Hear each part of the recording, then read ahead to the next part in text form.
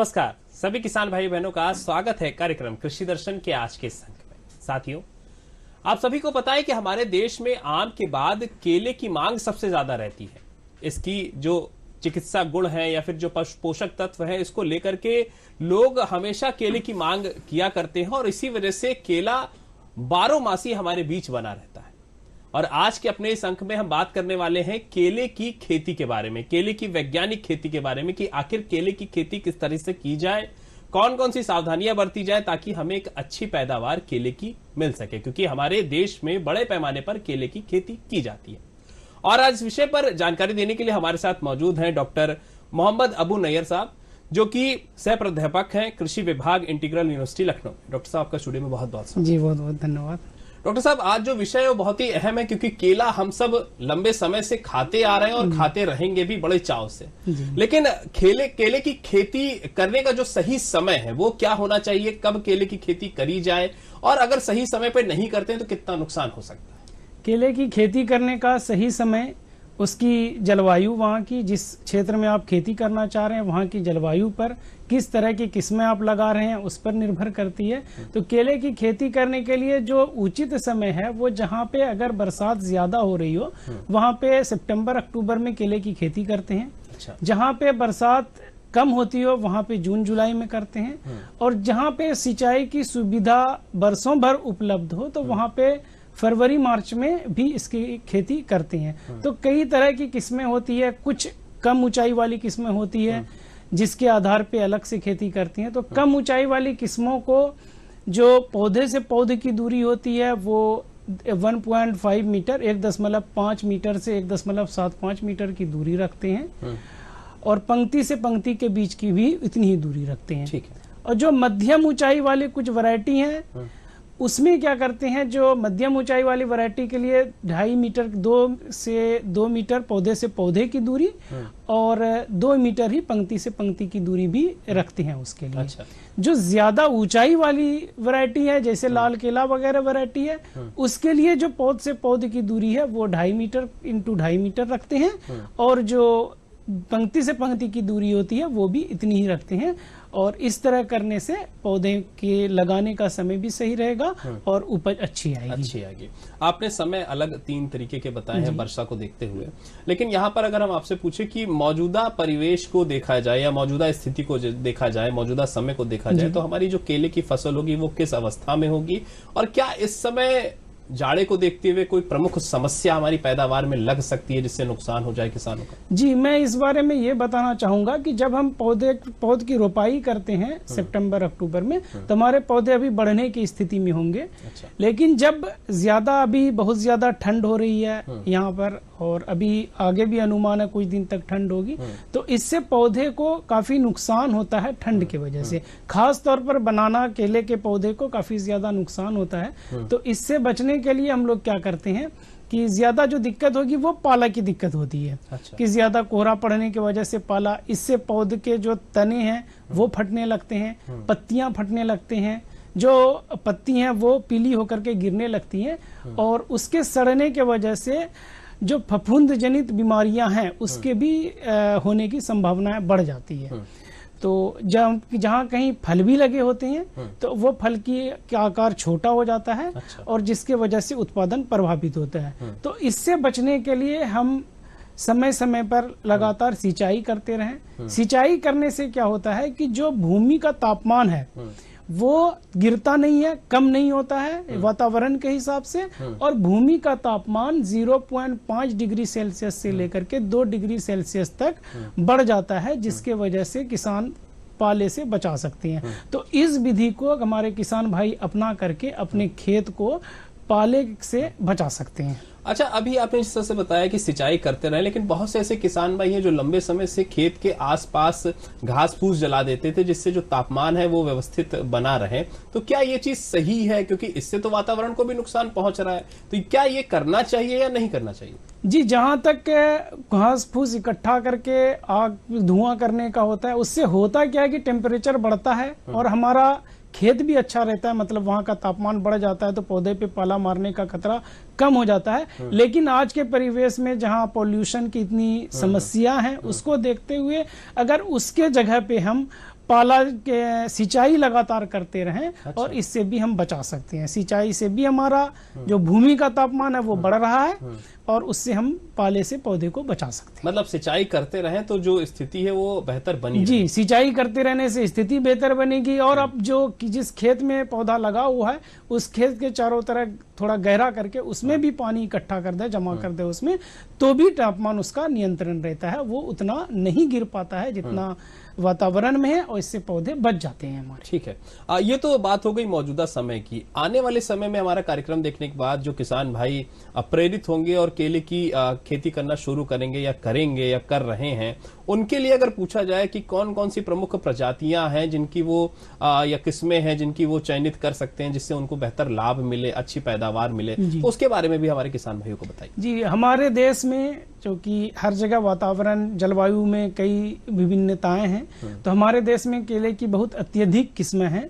कुछ मुख्य किस्मों के बारे में मैं बताऊंगा।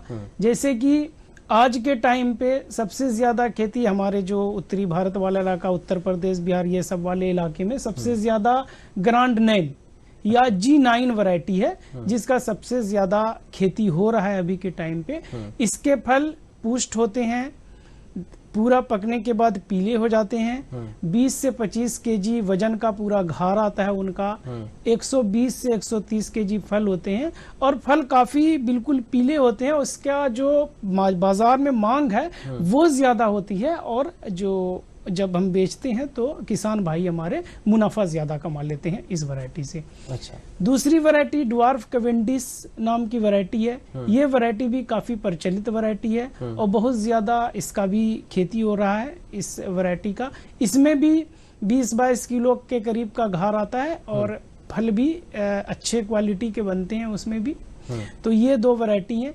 और कुछ वैरायटी हैं जैसे हरी छाल जो बहुत ज्यादा उसकी भी खेती हो रही है बिहार वगैरह एरिया में। हमारे उत्तर प्रदेश में भी इसकी खेती हो रही है। इसमें फल ज्यादा पीले नहीं होते हैं। अच्छा। लेकिन कई रोग वोग से उसमें लड़ने की क्षमता होती है जो उसमें नहीं लग पाते हैं। तो ये सारी वैरायटी हैं जो कि हमारे यहाँ पे अच्छे से तैयार होती है। अच्छा। पूवन वैरायटी है जो साउथ इंडिया में ज्यादातर केरल उरल वाले इलाके में व्यावसायिक तौर पे उसका इस्तेमाल होता है। तो ये सारी वैरायटी के बारे में है। अच्छा, हम केले की वैज्ञानिक खेती के बारे में बात करें डॉक्टर साहब, लेकिन यहाँ पर एक अहम चीज मैं आपसे पूछना चाहूंगा और हमारे किसान भाइयों तक ये संदेश पहुंचे भी। रासायनिक खेती, रासायनिक उर्वरक या फिर जैविक खेती, जैव उर्वरक, इनमें से किसका वो अगर उपयोग करते हैं तो ज्यादा फायदा मिलेगा? जहां तक उर्वरक की बात है, मैं उर्वरक के बारे में पहले बता दूं किसान भाई किस तरह से उर्वरक उसमें करेंगे। तो उर्वरक के बारे में जहां तक है, तो जब हम खेत तैयारी करते हैं, खेत के तैयारी करते समय ही गोबर की अच्छी सड़ी हुई खाद खेत में मिला देते हैं। अच्छा। उसी समय मिला देते हैं। उसके बाद जो गड्ढा हम भरते हैं, गड्ढे में जब लगाने का समय होता है तो 10-15 किलो के करीब सड़ी हुई अच्छी गोबर की खाद मिलाते हैं उसमें। फिर जब हम लगाने के लिए रासायनिक खाद की बात करते हैं तो इसके लिए सबसे अच्छा ये है कि आप उस खेत का, जिस खेत में आप लगा रहे हो, उस खेत की मृदा का प्रयोगशाला में टेस्ट करवा लें। जी, टेस्ट करवा लें। उससे क्या होगा कि हमें ये पता चल जाएगा कि हमारी मृदा में किस पोषक तत्व की कमी है और हम उस हिसाब से पोषक तत्व डालेंगे। तो उस हिसाब से जब पोषक तत्व डालेंगे जिसकी कमी है और डालेंगे तो जो हमारा उत्पादन होगा वो काफी बेहतर होगा। आमतौर पर जो मृदा प्रयोगशाला है वो कृषि विज्ञान केंद्र जितने होते हैं वहां पे अवेलेबल हैं। जो राज्य स्तरीय कृषि विश्वविद्यालय हैं या कई सरकार के द्वारा संचालित मृदा प्रयोगशाला हैं, उसमें जाकर के किसान बंधु हमारे मृदा की जांच करा सकते हैं और उस जांच के आधार पर कितना लगना चाहिए उसको कर सकते हैं। अच्छा। सामान्य तौर पर मैं बता दूं कि केला जो है वो ज्यादा उर्वरक, खाद और उर्वरक चाहिए उसको बढ़ने के लिए, क्योंकि ये ज्यादा तेज से बढ़ने वाली पौधी है और इसमें फल भी ज्यादा लगते हैं, तो इसके लिए ज्यादा खाद की जरूरत है। तो आमतौर पर 300 ग्राम के करीब नाइट्रोजन, अच्छा, नाइट्रोजन, 100 ग्राम के करीब फास्फोरस और 300 से 350 ग्राम पोटासियम प्रति पौधा के हिसाब से डालते हैं। अच्छा। जो फास्फोरस की मात्रा होती है वो मिट्टी तैयार करते समय जब पौधा लगाते हैं उस समय पे देते हैं पहला, और आधा डोज उसका जो फास्फोरस है उसको 2 भाग में करते हैं। पहला भाग हम पौधा लगाते समय और दूसरा जो भाग बचा वो 1 महीना 20 दिन के बाद हम डालते हैं। जहां तक पोटास और नत्रजन और पोटास की बात है तो नत्रजन को 4-5 भाग में बराबर मात्रा में बांटते हैं, जितना भी देना है उसको। पौधा लगाते समय एक भाग दे दिया अगस्त में, दूसरा सितंबर में, अक्टूबर में, और एक भाग जो बचा है वो फूल आने के समय पे हम डालते हैं। अच्छा। पोटासियम को भी इसी तरह 1/3 मात्रा हम लगाने के समय डाल देते हैं, 1/3 मात्रा सितंबर अक्टूबर के टाइम पे डालते हैं, और एक जो मात्रा पोटास की है वो फूल आने के टाइम पे डालते हैं, क्योंकि पोटासियम के वजह से ही हमारे जो फल हैं वो पुष्ट बनते हैं और उसकी जो क्वालिटी होती है वो अच्छी होती है। अच्छा। तो इस बात का थोड़ा ध्यान रखें कि पोटासियम का 1 डोज जरूर जब फल निकलने लगे उस टाइम पे डालते हैं। तो उस टाइम अगर पोटास की मात्रा मिट्टी में मिल जाएगी तो वो पौधे लेंगे और उससे पौधे में जो फल का विकास है वो अच्छा होगा। अच्छा होगा जी। मैं यहाँ वही चीज आपसे पूछ रहा था कि रासायनिक और जो जैविक उर्वरक हैं उनमें से किसका प्रयोग ज्यादा किया जाए? जी, रासायनिक और जैव उर्वरक में किसान भाई को हम ये बताएंगे इसमें कि जैव उर्वरक के इस्तेमाल से किसी तरह का ना तो वातावरण में कोई नुकसान होना है, ना जो खाने वाला है उसको कुछ नुकसान होना है।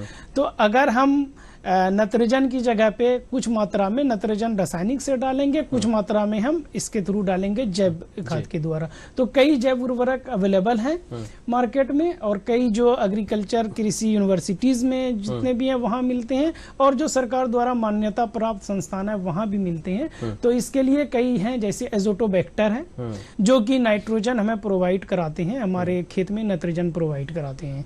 हमारे वातावरण में नाइट्रोजन बहुत ज्यादा मात्रा में है लेकिन वो पौधा नहीं ले पाता है, तो एजोटोबैक्टर डालने से क्या होगा, वो नाइट्रोजन को जो हम यूज नहीं कर पा रहा है, पौधा इस्तेमाल नहीं कर पा रहा, उसको इस्तेमाल के योग्य बनाता है। अच्छा। इसी तरह एजोटोबैक्टर है, एजोस्पेरिलम है, फास्फोरस सोलुबलाइजिंग बैक्टीरिया है जो फास्फोरस को जो घुलनशील नहीं है, जो पौधे को उपलब्ध नहीं है, उसको घुलनशील करके उपलब्ध कराता है। पोटेशियम सोलुबलाइजिंग बैक्टीरिया भी हैं, वो भी पोटेशियम को सोलुबल करते हैं। तो इसके फायदे बहुत ज्यादा हैं। अगर जैव उर्वरक का प्रयोग उसके जगह पे किया जाए तो इसके फायदे बहुत ज्यादा हैं जी। और ये टिकाऊ खेती को भी प्रेरित करती हैं, क्योंकि इसको एक बार खेत में देने के बाद ये कई वर्षों तक चलते रहती हैं खेत में, तो टिकाऊ खेती भी होती है। सिंचाई की अगर बात करी जाए तो सिंचाई कितना अहम है केले की खेती में, और क्या ये शुरुआत से लेकर के अंत तक एक ही मात्रा में करनी है या फिर बढ़ाना घटाना भी है? जहां तक सिंचाई की बात है, केले में उर्वरक और सिंचाई की बहुत ज्यादा आवश्यकता पड़ती है। अगर केले की खेती में सिंचाई कहीं भी कम होती है तो उसका असर हमारे उत्पादन पे पड़ता है। तो केले में हमेशा सिंचाई करते रहनी चाहिए। अगर ज्यादा गर्मी का मौसम है तो गर्मी के मौसम में 6 से 8 दिन के अंतराल पे सिंचाई जरूर करनी चाहिए कि पौधे में हमेशा नमी बनी रहे। और अगर बरसात का और अच्छा मौसम है कोई तो उसमें 10-12 दिन के अंतराल पे या जैसी पौधे की जरूरत लगे उस अंतराल पे हम सिंचाई करते रहते हैं। तो आजकल जो सिंचाई के बात होती है केले की खेती के लिए, तो ड्रिप इरिगेशन की बात जो होती है, टपकाऊ सिंचाई, वो बहुत ज्यादा हो रही है। टपको सिंचाई के फायदे क्या होते हैं कि टपको सिंचाई करने से क्या होता है, जो जल की मात्रा है वो लगभग 40 से 50% तक कम हो जाती है। जल की मात्रा कम होती है। उसके बाद जो टपक सिंचाई है वो हम सिर्फ जड़ के पास में डालते हैं, जिसके वजह से पूरे खेत में जरूरत नहीं पड़ती पानी की, और पूरे खेत में नहीं डालते हैं तो वहाँ खरपतवार भी कम उगते हैं। और एक फायदा ये हो गया कि खरपतवार कम उगेंगे तो हमें खरपतवार नाशी की अगर जरूरत हुई तो उसमें हमारे पैसे बचेंगे, हमारे किसान बंधुओं के। उसके बाद उसमें जो उपज है वो भी बढ़ती है टपक सिंचाई के वजह से। तो ये सारे साधन हैं सिंचाई करने के लिए। अच्छा। और इसलिए किसान भाई से अनुरोध है कि केले में सिंचाई हमेशा करते रहे। आपने खरपतवार का जिक्र किया तो मैं आपसे यहाँ पर ये भी पूछना चाहूंगा कि निराई गुड़ाई कितनी जरूरी है और कब कब करी जाए? केले में निराई गुड़ाई शुरू के 3-4 महीने बहुत ही ज्यादा जरूरी है, क्योंकि जब पौधे बढ़ने की स्थिति में रहते हैं, अगर उस समय पे खरपतवार हो जाएगा खेत में तो वो जहां पोषक तत्व है वो लेना शुरू करेंगे, जिससे हमारे पौधे पे असर पड़ेगा। अच्छा। तो इसलिए निराई गुड़ाई हमेशा जो घास खरपतवार हो रहे हैं उसको निकालते रहना चाहिए खेत से बराबर बराबर, समय समय पे निकालते रहना चाहिए। निराई गुड़ाई करनी चाहिए जिससे हवा का आदान प्रदान भी मिट्टी में अच्छी बनी रहे और जो हमारी सोया पोषक तत्व है वो उसका भी आदान प्रदान हो। और उसके बाद केले में एक होता क्या, जब आप केला का खेती करते हैं केले की खेती में, तो वहां से उसके जड़ के पास से पौधे निकलने शुरू होते हैं। ठीक, ये पौधे जो कल्ले कहलाते हैं, ये जब निकलते हैं ये पोषक तत्व ले लेते हैं। जब ये पोषक तत्व लेते हैं तो इससे हमारी पैदावार घटती है। जो मेन पौधा है हमारा उस तक उतना नहीं पहुंच पाता जितना जरूरत है। डॉक्टर साहब आप यहाँ आए और इस विषय पर ये महत्वपूर्ण जानकारी दी, उसके लिए आपका बहुत बहुत धन्यवाद। जी धन्यवाद।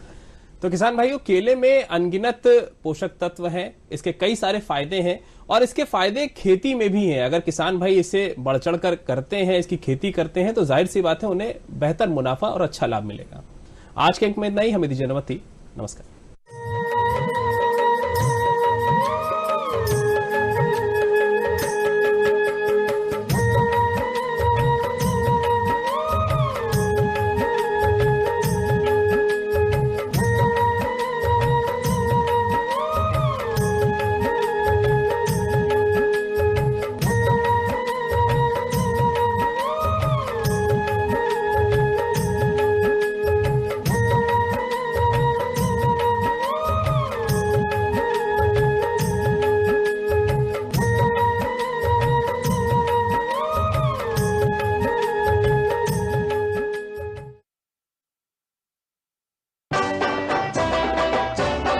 सूरों का एकलव्य का एक अनोखा सफर।